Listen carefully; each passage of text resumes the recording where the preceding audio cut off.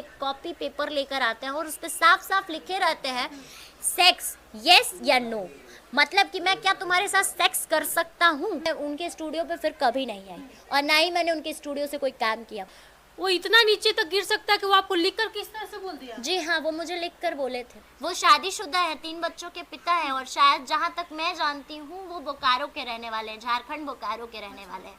मैं उनसे बस सिर्फ मेरा काम तक ही रिलेशन था और उन्होंने मेरे प्रति इतनी गंदी सोच रखी है, पाल कर बैठी। आई डोंट नो, मुझे इस बारे में कुछ भी पता नहीं था। कि मुझे लगा कि पहले के बाद इन्होंने इतनी सॉरी रिक्वेस्ट सब किया कि माफ़ कर दो, गलती हो गई, वहाँ तक कि जस्ट उसके बाद उसने माफी भी मांगा और फिर वो चाह रहा है कि आप उसके यहाँ जाएं और उनके साथ फिर से वही मतलब वो जी हाँ, जब मैंने अपने फ्रेंड को फोन किया था तो उसके हस्बैंड और वो दोनों आए थे स्टूडियो पर 1:30 बजे रात को।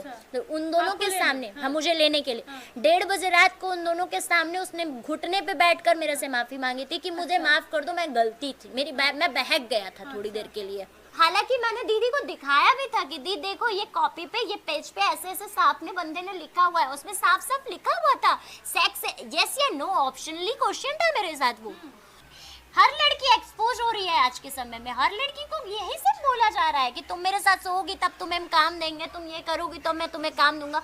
यहाँ तक कि 2-4 एल्बम साथ में करने के बाद लोग नाम जोड़ दे रहे हैं, फलनवा की गर्लफ्रेंड है वो, डेकनवा की गर्लफ्रेंड है वो, तो चिनवा उसको रखा है। ये चीज़ें इस इंडस्ट्री में ज़्यादा हो रही हैं, काम कम, लोगों का नाम जोड़कर लोगों को बदनाम करना ज़्यादा हो रहा है। मैं बस सिर्फ उम्मीद करती हूँ कि मेरे साथ बिहार की सरकार, बिहार के लोग न्याय करवाएंगे और मीडिया भी बिहार की मेरा सपोर्ट करेगी और मुझे न्याय देगी। और से बहुत चीज़ें सुनने को मिल रही हैं और ये कंडीशन मेरे साथ पहली बार हुई है। मैं 4 महीने से इंडस्ट्री में थी, मैं 4 महीने से काम कर रही थी इंडस्ट्री में, लेकिन ये कंडीशन मेरे साथ पहली बार हुई है कि मुझे किसी ने अंदर से तोड़ा। चुप रहिए, ठीक है, और अपने आप को कमजोर नहीं समझना है। लड़कियां कमजोर नहीं होती है, ठीक है, याद कीजिए। खूब लड़ी मर्दानी वो तो झांसी वाली रानी थी। जब अंग्रेजों को छक्का छुड़ा सकती है तो आप ही दुर्गा और आप ही काली हैं। जब तक आप नहीं चाहेंगे आपको कोई माई का लाल पैदा न लिया कि आपके ऊपर एक उंगली रख दे। भोजपुरी इंडस्ट्री में काफ़ी लड़कियां आती हैं और खुद को वायरल करने के लिए कुछ भी कर जाती हैं। कि अभी आपने कहा कि कुछ लड़कियां ऐसी भी आती हैं जो अपने लिए कुछ भी कर जाती हैं, अपने आप को नेम और फेम पाने के लिए। तो उन लोगों से सिर्फ इतना ही गुजारिश है कि मैम आप तो करके आगे बढ़ जाते हो, लेकिन हम जैसे लोग जो स्वाभिमान से जीने के लिए आते हैं, मैं अपने आप पे नहीं कह रही हूँ, मैं हर उन लड़कियों को कह रही हूँ जो स्वाभिमान से जीने के लिए आती हैं और अपने स्वाभिमान के साथ समझौता नहीं करना चाहती हैं, आप उनके लिए इतना बड़ा गड्ढा खोद जाते हो कि उन्हें भी मजबूरी में आकर आपके ही दिखाए हुए नक्शे कदम पे चलना पड़ता है। तो हाथ जोड़कर विनम्र निवेदन है, ऐसा मत करिए, क्योंकि आप अपनी ज़िंदगी बना रहे हैं लेकिन पीछे आप 90 लड़कियों की ज़िंदगी बिगाड़ रहे हैं। महादत्त गाली किसको दे रहे रंडी का औलाद? तुमको समझ में आ रहा है? महादत्त वाली महादत्त किसको गाली तुम दे रहे रंडी वाली? तुम कौन हो बे? माई का फटा रहा है महादत्त तो याद आ रहा था भोसड़ी वाली। आज बहन तुम गाली किसको दे रहे रंडी का औलाद?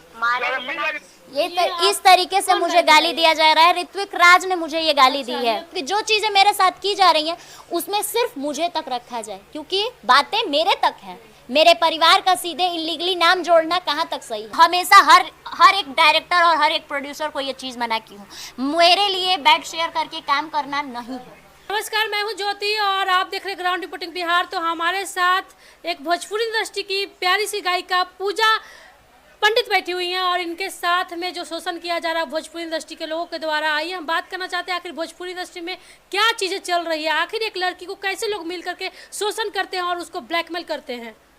सबसे पहले आपका स्वागत है। धन्यवाद। आपके चैनल के माध्यम से जितने लोग भी मुझे देख रहे हैं उनको मेरा सादर प्रणाम। क्या हुआ है पूजा आपके साथ?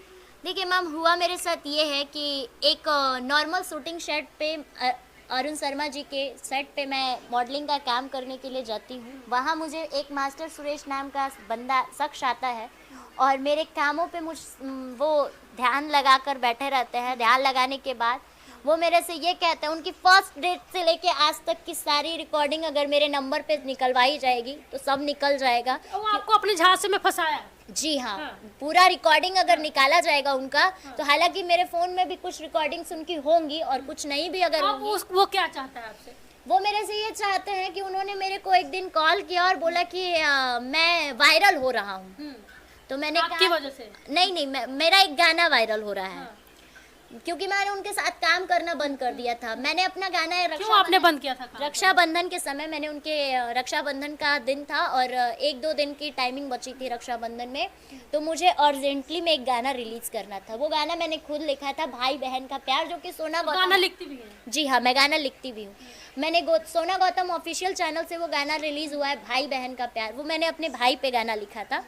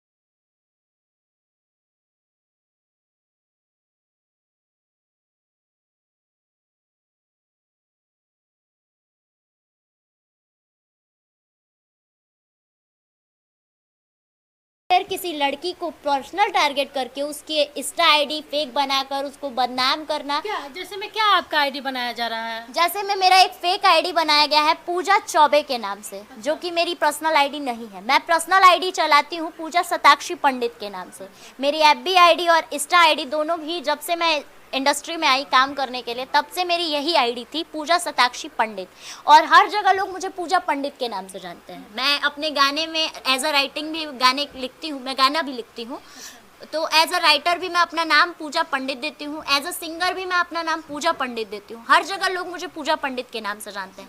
कोई भी मेरा रियल टाइटल नहीं जानता था पूजा चौबे, जो कि मैं ब्राह्मण जात की ब्राह्मण कुल की लड़की हूँ। मेरी टाइटल सरनेम चौबे है, वो मेरा सिर्फ आधार कार्ड पे था और कहीं नहीं था, कहीं किसी को नहीं पता था कि मैं चौबे हूँ। उस नाम से मेरी एक फेक आईडी बनाई जाती है। उस फेक आईडी को मैं आपको दिखाना चाहूँगी। वो फेक आईडी पे मेरी एक फ़ोटो चुरा कर लगाई जाती है, जो मैंने अपनी आईडी पे, पर्सनल आईडी पे अपने पोस्ट कर रखी है। वो फ़ोटो चुरा कर लगाकर उस आईडी पे साफ साफ लिखा जाता है, मैं जूम करके दिखाना चाहूँगी सर, देखिएगा। साफ साफ लिखा हुआ है new ID 1 post 19 followers 54 following, और उस आईडी में साफ साफ लिखा गया है my name is Pooja Choubey, daughter of Harshankar Choubey, address C/8 Lohia Nagar colony, जो कि मेरा प्रॉपर मेरे घर का एड्रेस है। आप ये सारी स्क्रीनशॉट जो है ना मुझे दे दीजिएगा, मैं लगा दूंगी। बिल्कुल आपको मैं दे दूंगी। ये मेरे यूपी वाला, मेरा जो बनारस का, जहाँ से मैं प्रॉपर रहने वाली हूँ, वहाँ का एड्रेस है, क्योंकि उसने मेरा आधार कार्ड लिया हुआ था और इसने सेम मेरे आधार कार्ड को कॉपी किया है। मेरा आधार कार्ड उसने एक आधार कार्ड का फोटो कॉपी उसने किसी काम में ही मुझसे मांगा था, मुझे याद नहीं अभी फिलहाल कि उसने किस काम में मुझसे वो आधार कार्ड मांगा था। वो आधार कार्ड का सेम चीज़ कॉपी किया है, और मोबाइल नंबर देते हुए नीचे उसने साफ साफ लिखा है हम कॉल कर कांटेक्ट करे मुझे।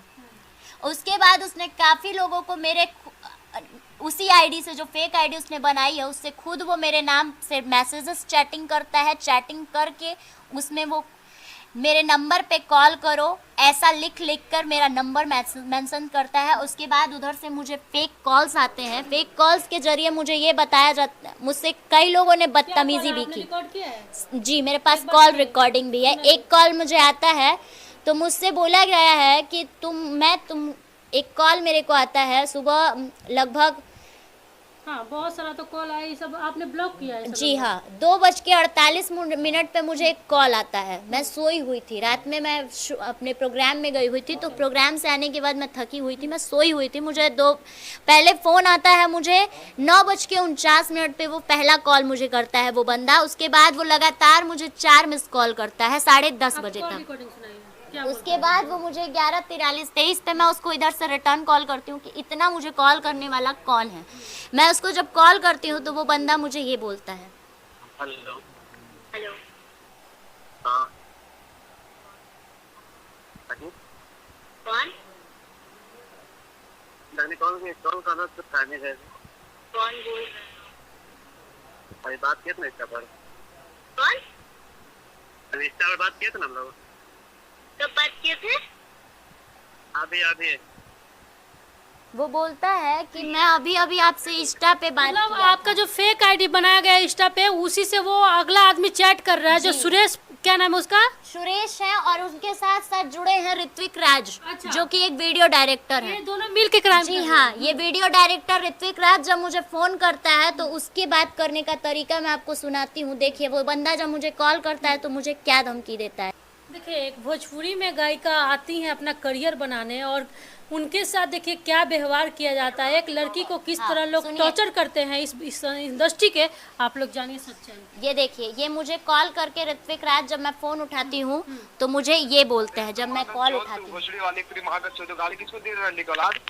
तुमको समझ में आ रहा है? महादत्त वाली महादत्त किसको गाली तुम दे रहे हो? रंडी वाली तुम कौन हो बे?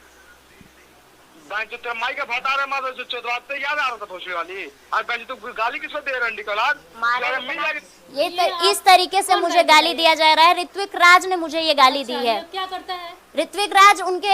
मैं उनके बारे में डीपली नहीं जानती कि उनसे मास्टर सुरेश का क्या रिलेशन है। ठीक, मुझे मास्टर, वो एक वीडियो डायरेक्टर है। वीडियो डायरेक्टर नहीं है वो, शूटिंग के लिए मॉडल्स लाइन अप करता है। बस उसका यही काम है कि दूर दूर तक शूटिंग जो करवाने जाने वाले हैं, हाँ उनकी फ़ोटो है, उनकी व्हाट्सअप स्टोरी पे, उनकी व्हाट्सअप पे उनकी फ़ोटो है, क्योंकि उनसे मेरा कोई रिलेशन तो है नहीं कि मैं उनका फ़ोटो वगैरह रखूँगी। उनका नंबर है मेरे पास, तो क्योंकि एक दो बार उन्होंने मुझे काम के लिए फ़ोन किया था, हालांकि मैं उनके साथ काम करने गई नहीं थी, क्योंकि मुझे उनके साथ काम करने जाना पसंद नहीं था। ये है उनकी फ़ोटो, मिस्टर ऋत्विक राज ये हैं। ठीक है, आपकी फोटो दे दीजिएगा। आपने अभी सुना है कि किस तरीके से उन्होंने मेरे को गाली दी है, अभद्रता से। ऊपर से मेरी माँ को साफ साफ कहा गया है कि मैं तुम्हारी माँ का भतार हूँ, जबकि इसमें दूर दूर तक मेरी माँ का कोई लेना देना नहीं है, क्योंकि इंडस्ट्री में मैं हूँ, मेरी माँ और मेरा परिवार नहीं है। मैं इतना एक चीज़ साफ साफ कह देना चाहती हूँ कि जो चीज़ें मेरे साथ की जा रही हैं उसमें सिर्फ मुझे तक रखा जाए, क्योंकि बातें मेरे तक हैं। मेरे परिवार का सीधे इलीगली नाम जोड़ना कहाँ तक सही? बात बिगड़ा कहाँ से? बिगड़ा कहीं से नहीं है मैम, बस बिगड़ा ये है कि मैंने उसको काम करने से मना कर दिया। मैंने उन्होंने मुझे कॉल किया, बेड शेयर करने से मना करना तो बहुत बड़ी बात है, वो तो मैंने बहुत पहले भी किया था और आज भी कर रही हूँ। मैं हमेशा हर एक डायरेक्टर और हर एक प्रोड्यूसर को ये चीज़ मना की हूँ। मेरे लिए बेड शेयर करके काम करना नहीं है। मतलब साफ तौर पे भोजपुरी इंडस्ट्री में लोग अगर गायिका है या नायिका है, अगर आती हैं तो उनको बेड शेयर करने की बात कही जाती है। बिल्कुल कही जाती है, हर एक कलाकार से ये कही जाती है, लेकिन सारे कलाकार एक जैसे नहीं होते हैं सर। मैं सभी लोगों को आपके चैनल के माध्यम से एक चीज़ कहना चाहती हूँ कि हर एक कलाकार के कलाकारी पर आप जाइए, उसकी खूबसूरती पर मत जाइए कि उसका जिस्म कितना खूबसूरत है, क्योंकि उसकी जिस्म की खूबसूरती तो आप 2 घंटे के लिए देखोगे, लेकिन उसकी कलाकारी आप जिंदगी भर देखोगे। लेकिन इस बच्ची के साथ में इतना टॉर्चर किया जा रहा है, इसको ब्लैकमेल किया जा रहा है कि ये बच्ची के आंख में अभी आंसू आ चुकी है और ये बच्ची काफ़ी ज़्यादा नर्वस है। अगर ये बच्ची खुद का अगर कुछ कर लेती है तो उसका जिम्मेवार कौन होता है? मैम आप करने की बात कर रही हैं, आप करने की बात कर रही हैं। जिस तरीके से उसने मेरे पापा और मेरे पर्सनल एड्रेस को मेरे आईडी पे क्लिक किया है, उसके बाद मेरी माँ और मेरे परिवार का सबका एक ही बस कहना है कि तुम पटना में गई हो परिवार की जान लेने के लिए, पटना में तुम परिवार को जान से मरवाने गई हो, तुम यही बेटी हो इस घर की। मेरी माँ तो मुझे सुबह फ़ोन करके बहुत कुछ बोली है, मैं वो चीज़ें नहीं बता सकती, और मेरी माँ गलत भी नहीं है यहाँ पे, क्योंकि उन्हें ये नहीं पता है कि क्या हो रहा है। उन्हें तो ये पता है ना कि मेरी बेटी इसमें गलत भी लोग बोल रहे हैं, बिल्कुल बोल रहे हैं, घर से बहुत चीज़ें सुनने को मिल रही हैं। रोइए मत आप। और ये कंडीशन मेरे साथ पहली बार हुई है। मैं 4 महीने से इंडस्ट्री में थी, मैं 4 महीने से काम कर रही थी इंडस्ट्री में, लेकिन ये कंडीशन मेरे साथ पहली बार हुई है कि मुझे किसी ने अंदर से तोड़ा। रोइए मत, चुप रहिए, ठीक है? और अपने आप को कमज़ोर नहीं समझना है, लड़कियां कमज़ोर नहीं होती है, ठीक है? याद कीजिए, खूब लड़ी मर्दानी वो तो झांसी वाली रानी थी। जब अंग्रेजों को छक्का छुड़ा सकती है तो आप ही दुर्गा और आप ही काली हैं। जब तक आप नहीं चाहेंगे, आपको कोई माई का लाल पैदा नहीं लिया कि आपके ऊपर एक उंगली रख दे। भोजपुरी इंडस्ट्री में काफ़ी लड़कियां आती हैं और खुद को वायरल करने के लिए कुछ भी कर जाती हैं। लेकिन लड़कियों के लिए भी एक चीज़ कहना चाहती हूँ मैम, कहने के लिए अपने आप को वायरल करने के लिए जो कुछ भी कर जाती हैं, जैसा कि अभी आपने कहा कि कुछ लड़कियां ऐसी भी आती हैं जो अपने लिए कुछ भी कर जाती हैं अपने आप को नेम और फेम पाने के लिए, तो उन लोगों से सिर्फ इतना ही गुजारिश है कि मैम आप तो करके आगे बढ़ जाते हो, लेकिन हम जैसे लोग जो स्वाभिमान से जीने के लिए आते हैं, मैं अपने आप पे नहीं कह रही हूँ, मैं हर उन लड़कियों को कह रही हूँ जो स्वाभिमान से जीने के लिए आती हैं और अपने स्वाभिमान के साथ समझौता नहीं करना चाहती हैं, आप उनके लिए इतना बड़ा गड्ढा खोद जाते हो कि उन्हें भी मजबूरी में आकर आपके ही दिखाए हुए नक्शे कदम पे चलना पड़ता है। तो हाथ जोड़कर विनम्र निवेदन है, ऐसा मत करिए, क्योंकि आप अपनी ज़िंदगी बना रहे हैं लेकिन पीछे आप 90 लड़कियों की ज़िंदगी बिगाड़ रहे हैं, क्योंकि एक लड़की की वजह से 30 लड़कियों को गाली पड़ती है कि वो भी यही होगी, वो भी यही होगी। लोग सब उस लड़की को भी यही कह के जाते हैं कि चल चल तू भी यही है। आप एक डायरेक्टर का मन बढ़ाते हैं, 30 डायरेक्टर 30 लड़कियों को मजबूर करते हैं कि तुम मेरे बेड पे आओ तब तुम्हें काम देंगे, और मजबूरी होती है मैम, करना पड़ता है हर लोगों को। अगर आप लोग स्ट्रिक्ट हो जाएंगे तो आने वाले कल में किसी लड़की को बेड नहीं शेयर करना पड़ेगा। और मैं एक चीज़ पूछती हूँ, क्या लड़कियाँ सिर्फ बेड पे सोने के लिए, बेड पे मलने के लिए फूल बनी हैं?